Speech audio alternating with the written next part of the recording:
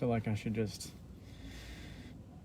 the whole review should just be me smiling for like 30 minutes. Nothing else. Says it all. Yeah. The smile just says it all. Oh. I still can't breathe a little bit. Throat's a bit sore, but all for good reason. Ah. Yeah, mate. Harrison, Marcus. Yeah. Oh, that was... Yeah. All kinds of emotions in that game. Classic Saints game, isn't it, guys? You lose your voice, you jump out of your seat, you think you're going to lose, you think it's all doom and gloom, you go 1-3, play Richmond in 4 days, and then you finish the game like that. 60 minutes of football, absolutely dominated West Coast for that last quarter and a half probably, and you get the win in unreal fashion. That was a special win. That was the way to respond after last week. Over the last 2 weeks, that is how you respond. None of us expected that. You know, a lot of people telling me during the week, I'd just be happy if they brought effort and we just played for the jumper. And if we lose, we lose to a better team. And if we win, great. But effort is where it starts. And that first half, we were 5 goals down, but you could see they brought the effort. They were trying to lower the eyes. We were trying to play a way that would help us win this game. And a few times the execution didn't come off. And West Coast are a very well-drilled team. They got over the back and just kicked some easy goals, which could have been avoided. You switch to that second half. And that's pretty much, if anyone wants to watch the replay of that game, just go to the second half, because that was Saints footy as we know to a T. That is the pressure that we brought for the entirety of 2020, guys. And that's the pressure that we haven't seen this year. And hopefully, you know, something's been shaken inside every player. Something's been woken up from within the team that this is the benchmark. This is Saints footy. This is the way we expect our boys to play every single week. And that was devastating football. That last quarter in particular was ruthless. It was clean. The pressure was through the roof. You know, the first half of this week, Brad Crouch had 9 tackles. First half of last week, the team in the first half had 11. That just says it all right there. And I'm just going to point this guy out. And I know he's not going to see this. He's not going to care what I say. But we all care what he said. And during the week, Mr. Wayne Carey, mate, I'm calling you out. You said put a line through St Kilda. They're fucking done. They're not going to win any of their next 3. We've won 1 already of those 3, mate. And now we're playing Richmond with a bit of confidence. They've lost 2 in a row. You're not ruling them out. And then we've got Port, a team that we beat in Adelaide last year. So it's funny. Football's a very funny game. Things turn around very quickly, mate. So I'd love for you to come out and say I got that wrong. I know you won't, because you're that type of bloke. But I just wanted to call you out, Mr. Wayne Carey, because you talk shit, mate. And I love that our boys have come out and, you know, sent a bit of a statement to the competition saying we can do this at Marvel. You know, we're not just going to lie down and say that this season's done and our form's just going to stay shit. Players are out of form, we've got injuries, and we can't, you know, fix our game plan to suit the way football's being played. But we did that today, guys. We lowered the eyes. We always looked to go into the middle. There were so many times with Seb Ross, Brad Crouch, players that are known to just get the ball and hack it forward.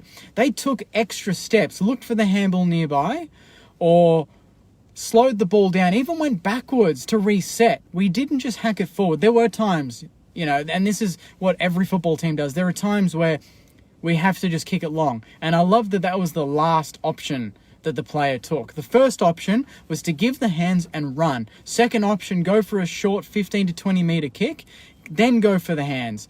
The third option, the dead last option, the shittest option of all the options, that's when you go long. And we did that. And you can see the difference, guys, when we've got someone like Rowan Marshall in the team. He went off for most of the second quarter and that hurt us. But when he was on, if he wasn't helping us win the clearances, and that, you know, you look at the middle, Jack Steele had 33 and kicked a goal. I think Crouch had 28 or something and had 12 tackles for the game and 6 clearances. That all correlates to having Rowan Marshall in the team. He gave our mids first use. Even Zachy Jones, 26 touches. That shows when you've got a good ruck. Nat Nui's a great ruck, but when you've got your number one ruckman in the team, he's splitting packs, he's bringing the ball to ground. And even I was talking to my girlfriend during the game, when Rowan Marshall couldn't mark the ball, he was deliberately tapping it to the next player, as if it was a ruck contest. It could have been a mark. He knew it was probably going to be punched or punched out of bounds and potential turnover. So he turned it into a ruck tap and gave it to our mids, gave it to our smalls that were around his feet. You know, I knew Higgins. I just had a feeling he was going to bob up late and seal the game. But I just want to give another special mention to a bloke that a lot of people commented and said, why is he playing? Why hasn't he been dropped? Dan McKenzie. Dan McKenzie, a regular whipping boy for the St Kilda Football Club. He had his best game for the club. He deserved that goal. He kicked a goal. The last quarter, I don't think I saw him on the bench the whole game. His endurance is through the roof. He ran everywhere. Anytime there was a scrap between players, he made sure that he was there so that we had the extra player. If there were 2-on-2, he'd bust his gut, get to that contest and make it a 3-on-2, make it an outnumber, and then that meant that we had the momentum to get the ball out and run. And he just played within his strengths. He's an endurance player. He's an athlete, second footballer, and he just ran everywhere, got the hands, tackled, chased. He just took players out of position that created space for everyone else.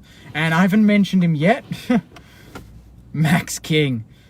That is the Max King we want to see. Crashing packs, being a confident beast at ground level. That play in the third quarter where he ran through 3 West Coast players, only just to miss the snap. The roof was going to go off Marvel had he kicked that. It was so loud in that third and fourth quarter.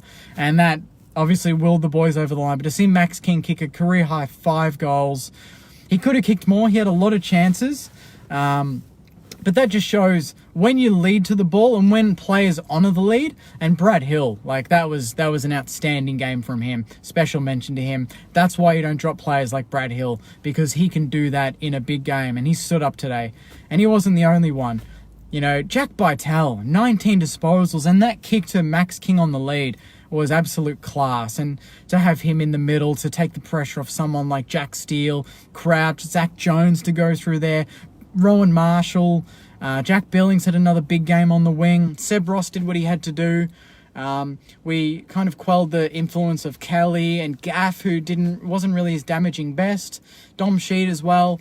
Kennedy, Darling, and Oscar Allen, as well as Liam Ryan, were always going to be dangerous. But, for the whole second half, the ball didn't really get into those spots to really cause us any problems. The first half it did, on turnover. Most of their goals came when we had a good chance to turn the ball over, go the other way. We turn it over in the middle of the ground. And when that happens, your defense isn't set and they get the easy goals. But once we tidied that up, we held possession, we got the ball to ground more. We took it out of the air, and for them to not have Hearn for the second half was massive for us. But we took McGovern, we made him accountable with Membry. And then obviously Barras, I think, had his hands full with King and vice versa. And I love the move of having Josh Battle in the back line. You put Josh Battle back and he has a game-high 11 marks. Caulfield still hasn't really found his form. Same with Hunter Clark. But he had other players there that took the pressure off them. Caulfield's not intercepting, so Josh Battle's intercepting. So, the blokes, they all stood up. The coaches clearly worked them over during the week. We came in with a game plan, and that is absolutely the benchmark for the rest of the year. The way we played football there is the way we want to play football every single week. So full credit to the coaches.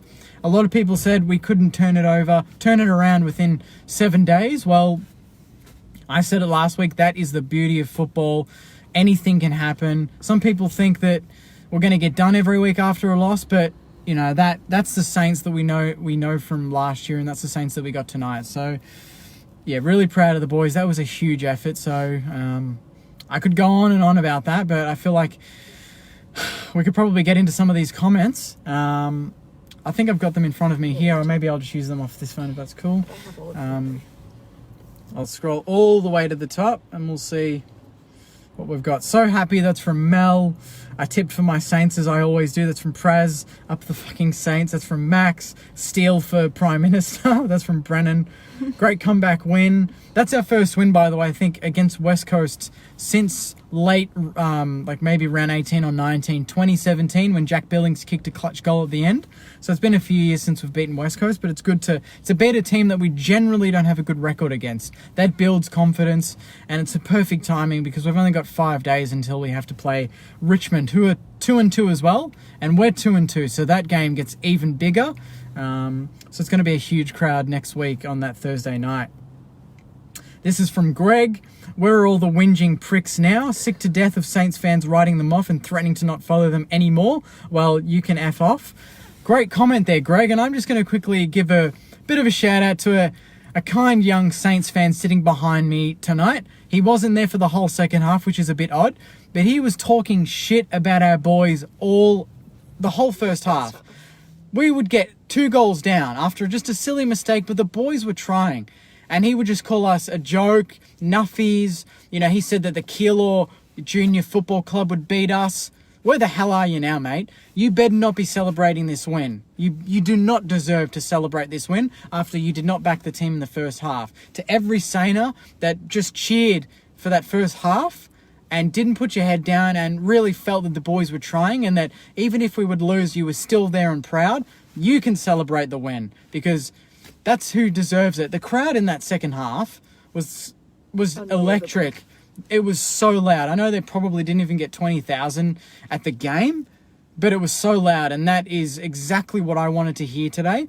And I'm sure that gave the boys so much confidence in that last 10 minutes to just go full throttle and just fight no matter what for that win. So full credit to the crowd tonight. When Saints are up and about, we are a loud crowd. When we're not, that first half, you could hear crickets. But once we got a couple of goals in a row, it just builded until Jack Higgins kicks that goal at the end and the roof just blows off. So, yeah, massive effort by the Saints supporters tonight. Radley says, last week was one of the worst wins this team has endured, and this week was one of the best wins this team has gotten. Exactly right. They repaid all the fans that sat through the 4 quarters from last week and the week before. And this is the confidence booster they needed. You know, now they know what they're capable of. West Coast were the lover boys of the last 7 days because they beat, you know, Port Adelaide, the top team from last year, pretty comfortably last week. And we had one of our worst losses in recent memory last week, the same night. We lost, went out to dinner, I saw that West Coast won, I'm like, great. We're playing that team next week. How the hell are we going to get the win? But you do. You just keep fighting. You get to work and you get your matchups right. Ratton comes in with a plan and we execute it, and it's amazing what happens. You know, football is a very simple game. It's men against men. They can have an off night. We can have an on night.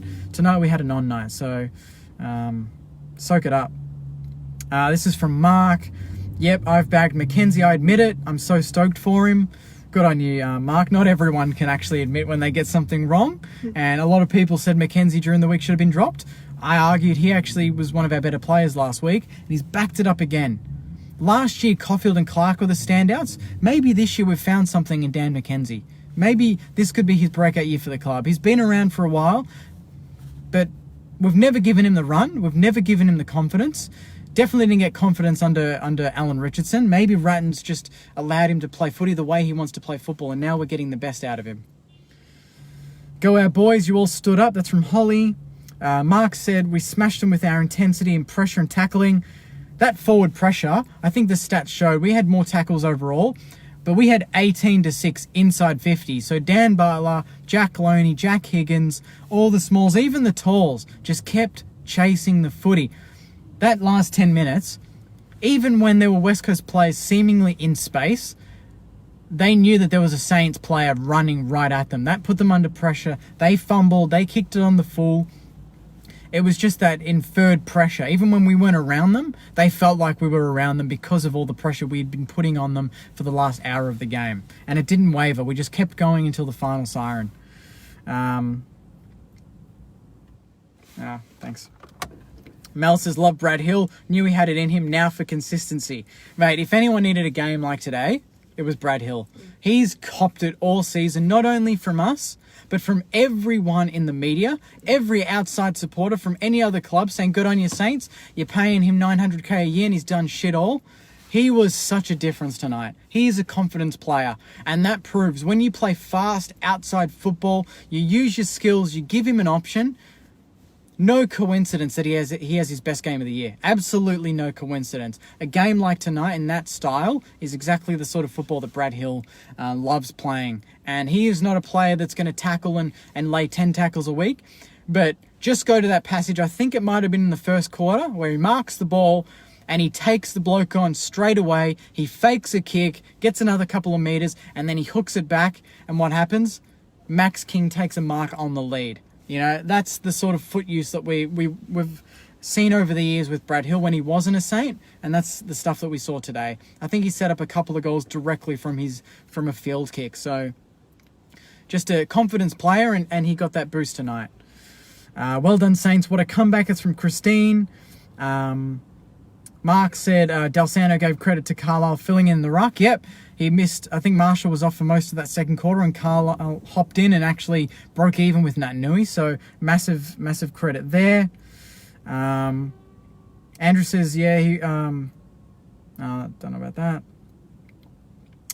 that. Key says, can't forget last week, but a great effort to gaining respect from other clubs again, from the supporters, from the coaches. And the most important thing is they can all look at their teammates and go, I trust you. I backed you tonight and you stood up. And basically the last 2 weeks, the club's been, and Ratton's talked about it the most, you know, the players need to trust each other.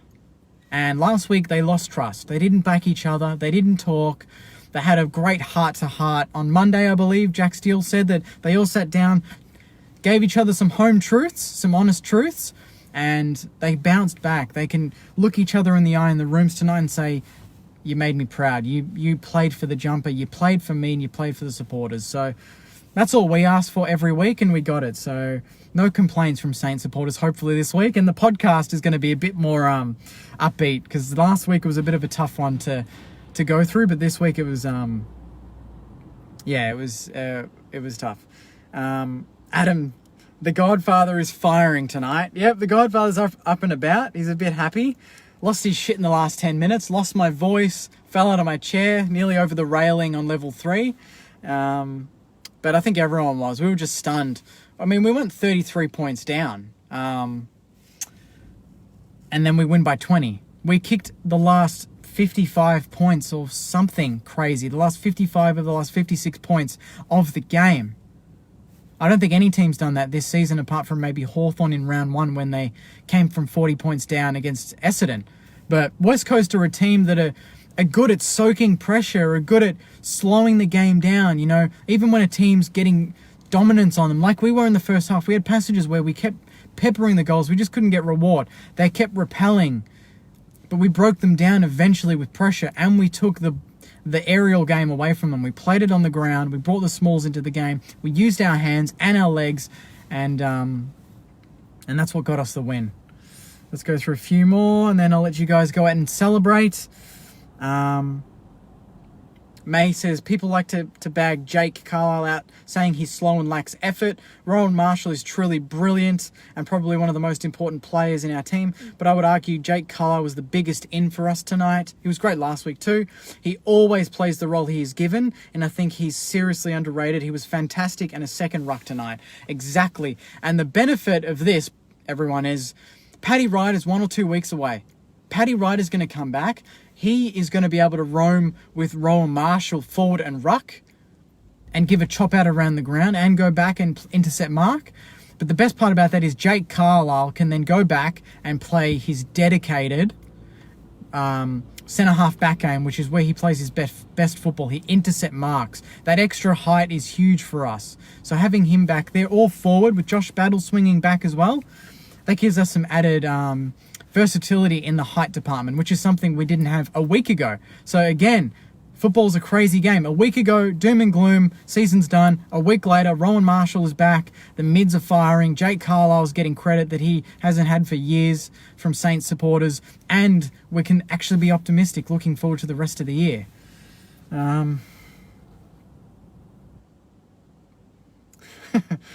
Pete says, rumour has it the G Train made a stop by Marvel at halftime to shirt front the boys. Looks like it worked.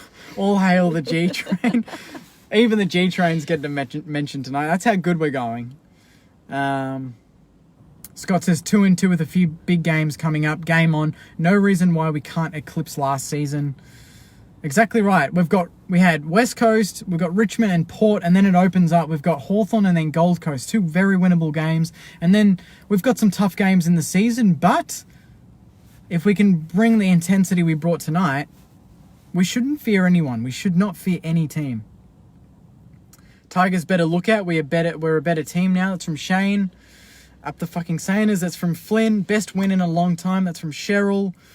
Want to see everyone here go next Thursday night. We bring that next week. We can do it. Get behind them. That's from Daniel. Great comment. There's going to be a lot of Richmond fans. They're Richmond fans in any game. They're just one of the most supported teams in the comp. But we need to break even in that department. Get red, white, and black. And cheer louder than them next week, and that's going to go a long way to winning the game. Susan says it took 14 quarters, but we're finally awake. Jack Steele can have my children. That's from Darren. You look a relieved man tonight, Jakey. That's from Shane. Yep, it was a lot of pressure. Halftime I was thinking, great, I'm going to have to do another disappointing, upset review. Podcast is going to be depressing. The comments, that's the worst part, isn't it? You know, I post something that's hopefully uplifting, talking about a good player during the week, and all the comments are like, yeah, but he can't kick, we lost, season's done, this and that. That's the worst part. It's not the night. It's actually the next 6 or 7 days waiting for the next game. That's when it gets tough. But this week it's all going to be optimistic and talking about Rowan Marshall making a return, Max King kicking 5, Brad Crouch having nearly 30 and game-high tackles, Jake Carlisle chopping out in the ruck, Jack Bytel coming in and doing a job, Jimmy Webster having 21. Yeah, it's just positives galore this week, so that makes it a lot easier to run a page. So it makes my job easier, and I'm sure it makes you guys a lot happier as well, obviously. So, well done, Saints. What a comeback from Christine. Billings was huge. Webster best on ground, 4 quarters of pure class. Ryan was nowhere to be seen. It's a great comment. During the week, people ask me, who's going to play on Liam Ryan? Flying Ryan, who's one of the best smalls in the game, in the air, at ground level, and by foot. And Jimmy Webster just had an amazing game on. He had 20 of his own, went the other way. And that's the thing with Jimmy, is he's not just going to play a defensive role. He's going to create offensive sort of movement for us with his ball skills and his intensity. And he was one of the best tonight. But there were a lot of players, and that's something we couldn't say last week. Last week was just Jack Steele. This week, Jack Steele had 30 and kicked a goal. But I think there were other players that were just as important as him on the ground. So that's a big difference from last week. We all stood up. That's from Holly again. Whoop. Now you guys have seen my car. So full tour of the car. There you go. DMAC finally proved us wrong. What a statement. Love Crouch today. That's from Mel. Yeah, so many comments, guys. I honestly could go through all of them, but we'd be here all day. I might keep it easy and wrap it up there. We can all go back to enjoying our Saturday nights. Go get some dinner. Celebrate the win. Go watch the replay. Comment on my post if you want. Just share the love, and we'll be at it again in only 5 days. That's the best part about when you have a win and there's only a short turnaround, is that you can enjoy the win, but then you focus on a big game, and what bigger game to find form in than, against the reigning premiers at Marvel on Thursday night for Maddie's match. So thanks a lot for the comments, guys, for the stars as well. Nearly 4,500 stars. So that's unbelievable. Thanks to everyone for listening to the podcast. This week's going to be a good one with Marshy and Joycey back in the studio, so stay tuned for that. And the Prospect merch has dropped as well. So if you're interested in Saints TV merch, go to the Saints TV store and purchase there and rock up next week wearing it. It'd be great to see a few people wearing it at the game. That'd be unreal. So thanks again for watching, guys. I'll leave it there. Enjoy the win. That was huge. What a response from our boys. That's why we love the St Kilda Footy Club, because what club can be 5 goals down after 2 terrible weeks and then suddenly give everyone that hope and that excitement so quickly, No other club does that, and that's why we love them. So I'll leave it there, guys. Enjoy the rest of your Saturday nights, and go you mighty Sainers. See you guys.